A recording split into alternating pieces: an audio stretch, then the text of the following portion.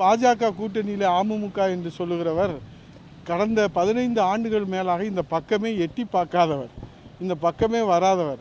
அம்மா அவர்களால் நடவடிக்கை எடுக்கப்பட்டு கட்சியிலிருந்து 10 ஆண்டுகளுக்கு மேலே ஒதுக்கி வைக்கப்பட்டவர். அம்மாவுடைய மறைவுக்கு பிறகுதான் அவர் தமிழ்நாட்டிலே தலை காட்ட ஆரம்பித்தார்.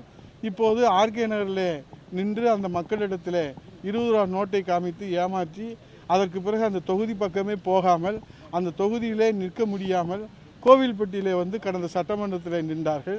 அங்கேயும் மக்கள் அவர் மீது நம்பிக்கை வைக்காமல் அவரை புறக்கணித்து அவரை தோல்வியடை செய்தார்கள். இப்போது கடைசி புகலிடமாக இந்த தேனி பாராளுமன்றத்தில் புகலிடத்தை தேடி வந்திருக்கின்றார்கள். இங்கேயும் மக்கள் ஏற்றுக்கொள்வதற்கு தயாராக இல்லை.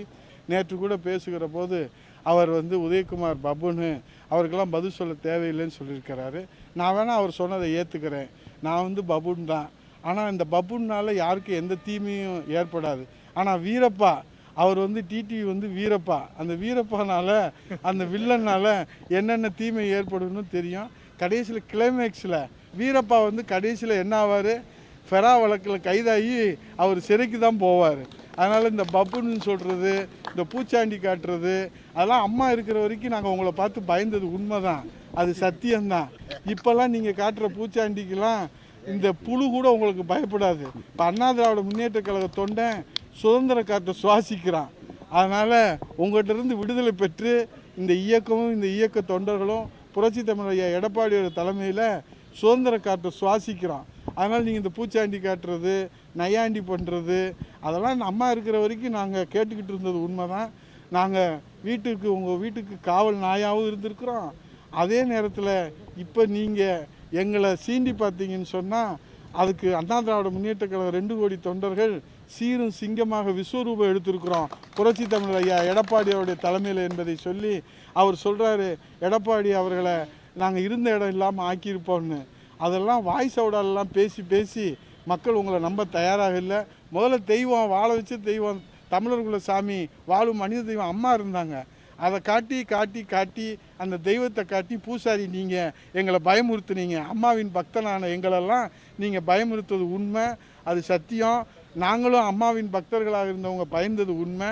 இப்போ பூசாரிக்கெல்லாம் வேலை இல்லை, நரம்பில்லாத நாக்கு, எதை வேணாலும் பேசலான்னு சொன்னால் எங்களுக்கு அதை விட பேச தெரியும். உங்ககிட்ட நாங்கள் பயிற்சி பெற்றோம், உங்ககிட்ட நாங்கள் பாடம் கற்றுருக்குறோம்.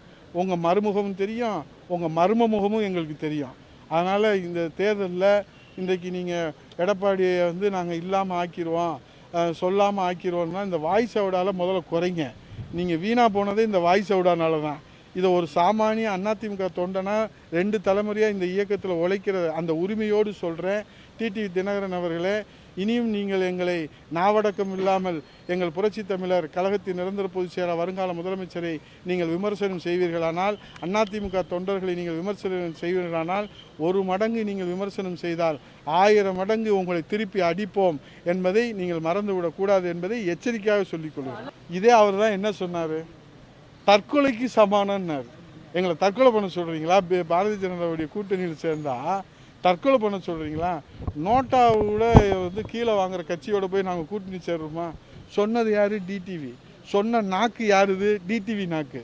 அதுக்கு முதல்ல அவரை பதில் சொல்லிட்டு யோக்கியனா பிரச்சாரத்தை பண்ண சொல்லுங்கள். உடனுக்குடன் செய்திகளை தெரிந்து கொள்ள சன் நியூஸ் பெல் ஐகானை கிளிக் பண்ணுங்கள்.